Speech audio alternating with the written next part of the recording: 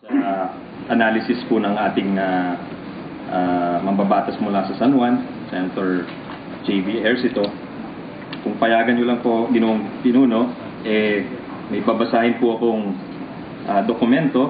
Ito ay ang isang report po ng World Bank Group of the Philippines, since napag-usapan na po yung agrikultura. Ang sabi po nila dito sa kanilang 2013 report ay tungkol sa sektor ng agrikultura is that, let me quote, agriculture and manufacturing turned in solid growth numbers.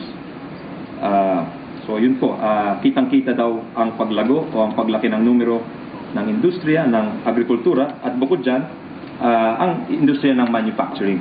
So nabanggit po ng ating kasama na nagkaroon tayo ng paglala ng kawalan ng trabaho. Tama ho ba yun?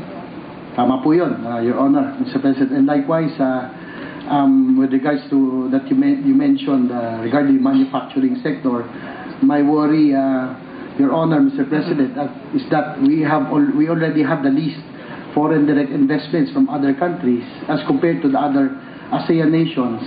And what is also bothering me, Your Honor, Mr. President, is that investors who are here already, they have moved their manufacturing operations elsewhere.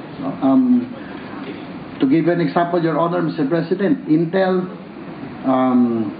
Colgate, now moved their manufacturing operations in other ASEAN nations.